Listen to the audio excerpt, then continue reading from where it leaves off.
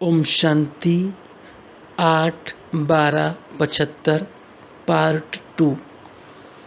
बच्चों की विभिन्न स्टेजेस।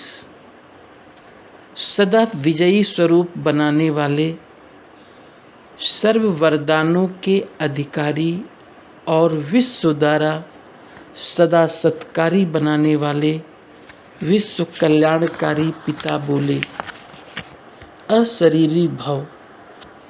ये वरदान प्राप्त कर लिया है। जिस समय संकल्प करो कि मैं अशरीरी हूँ, उसी सेकंड स्वरूप में स्वरूप बन जाओ। ऐसा अभ्यास सहज हो गया है। सहज अनुभव होना यही संपूर्णता की निशानी है। कभी सहज, कभी मुश्किल, कभी सेकंड में, कभी मिनट में, या और भी ज़्यादा समय में अशरीरी स्वरूप का अनुभव होना अर्थात संपूर्ण स्टेज से अभी दूर हैं। सदा सहज अनुभव होना यही संपूर्णता की परख है। अभी बाप दादा विदेश और अपने भारत देश के सर्व बच्चों को देख रेख करने चक्कर पर निकले। चक्कर लगाते विशेष बात क्या देखी? 3 प्रकार के बच्चों को देखा। पहला, ज्ञान रत्नों और याद की शक्ति के द्वारा सर्व शक्तियों को स्वयं में संपन्न करने वाले निरंतर चैतन्य चात्रक, जो हर सेकंड लेने वाले अर्थात धारण करने वाले, जिन्हें सिवाय प्राप्ति के या स्वयं को संपन्न बनाने के और कोई लगाव नहीं। रात है अथवा दिन है, लगन एक रस है। ऐसे चैतन्य चात्रक विदेश में और भारत में दोनों ही स्थानों पर देखे। दूसरा, सर्विस की लगन में मगन, दिन रात सर्विस के प्लान्स बनाने में व्यस्त।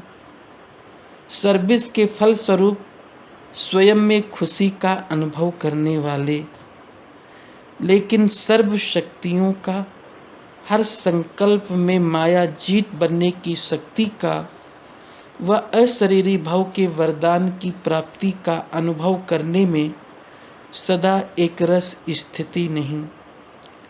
खुशी का अनुभव विशेष, लेकिन शक्ति का अनुभव कम करने वाले, नॉलेजफुल का अनुभव ज़्यादा और पावरफुल का अनुभव कम करने वाले, ज्ञान का सिमरण ज़्यादा, समर्थी स्वरूप कम, ऐसे बच्चे भी देखे।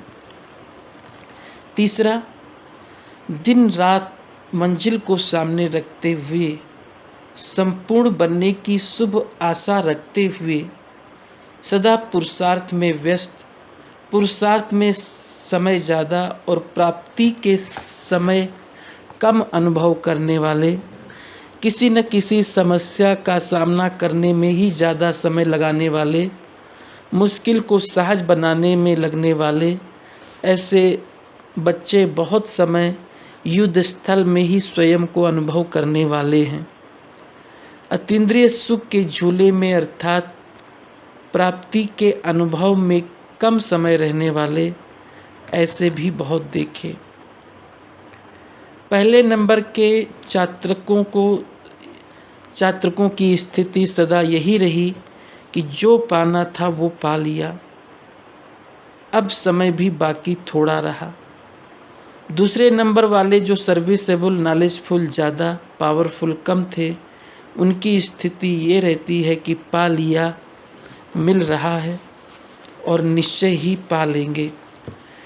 खुशी के झूले में झूलते हैं, लेकिन बीच बीच में झूले को तेज झुलाने के लिए कोई आधार की आवश्यकता है। वो आधार क्या है? कोई अन्य द्वारा की हुई सर्विस प्रति हिम्मत, उल्लास दिलाने वाला हो, अर्थात बहुत अच्छा और बहुत अच्छा करने वाला हो। नहीं तो खुशी का झूला झूलते झूलते रुक जाता है। तो रुके हुए को चलाना चाहिए। पहली स्टेज वालों का ऑटोमेटिक झूला है।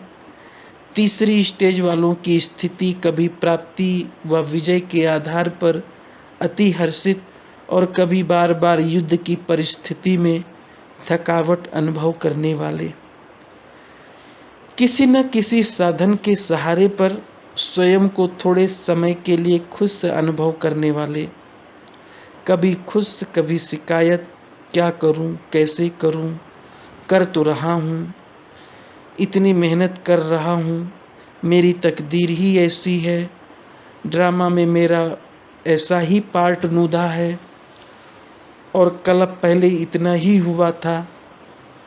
ऐसे कभी ऊंचा कभी नीचा इसी सीढ़ी पर उतरते चढ़ते रहते हैं।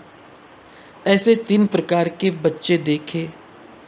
समय के प्रमाण वर्तमान स्थिति हर समय सर्व प्राप्ति के अनुभव की होनी चाहिए। अब ये लास्ट में युद्ध में नहीं लेकिन सदा विजयीपन के नशे में रहना चाहिए, क्योंकि बाप ने सर्व शक्तियों का मास्टर बना दिया है, स्वयं से भी श्रेष्ठ प्राप्ति का अधिकारी बना दिया है। ऐसे मास्टर व सर्व अधिकारी दूसरी व तीसरी स्टेज के अनुभव में नहीं लेकिन फर्स्ट स्टेज के अनुभव में रहने वाले विदेशी ग्रुप जो लास्ट इज फर्स्ट कहलाते हैं, फास्ट इज फर्स्ट कहा जाता है। तो जो भी विदेशी ग्रुप आया है वो सब फर्स्ट स्टेज वाले होना। फर्स्ट स्टेज अर्थात सदा अनुभवी मूर्त, हर सेकंड अनुभव में मगन रहने वाले, ऐसा है ना। कभी और अभी कहने वाला नहीं, कभी ये होता है और कभी वो होता है, ये नहीं। सदा एक के रस में रहने वाले और एक के द्वारा सर्व अनुभव पाने वाले, उसको कहा जाता है फर्स्ट। बाप दादा को भी ऐसे लास्ट और फास्ट वाले बच्चों पर नाज है। हर एक के मस्तक की तकदीर की लकीर बाप दादा तो देखते हैं ना, कि हर एक बच्चे का भविष्य क्या है। भविष्य को देख हर्षित होते हैं। अभी के आए हुए ग्रुप में भी अच्छे उम्मीदवार बच्चे हैं जो विश्व के दीपक बन बाप समान अनेकों को रास्ता बताने के निमित्त बनेंगे।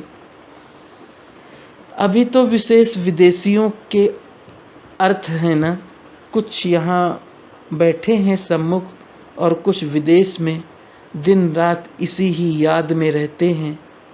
वो क्या अनुभव कर रहे हैं? जैसे रेडियो व टीवी में कोई विशेष प्रोग्राम आना होता है तो सब अपना अपना स्विच ऑन करके रखते हैं, सबका अटेंशन उस एक तरफ ही होता है। ऐसे ही विदेश में चारों ओर बच्चे अपनी स्मृति का स्विच ऑन करके बैठे हैं। सबका संकल्प यही एक मधुबन की स्मृति का है। दूर होते हुए भी कई बच्चे बाप को इस संगठन में सम्मुख दिखाई देते हैं।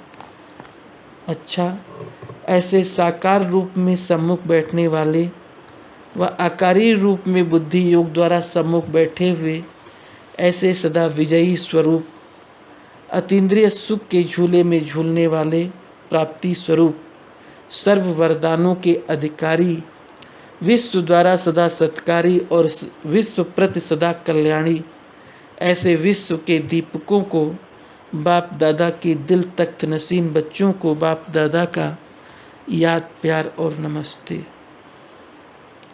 इस मुरली का सार। पहले नंबर के चात्रकों की स्थिति सदा यही रहती है कि जो पाना था वो पा लिया। वे सदा झूले में झूलते रहते हैं। दूसरा, समय के प्रमाण वर्तमान स्थिति हर समय सर्व प्राप्ति के अनुभवों की होनी चाहिए, क्योंकि बाप ने तुम्हें सर्व शक्तियों का मास्टर बना दिया है। ओम शांति।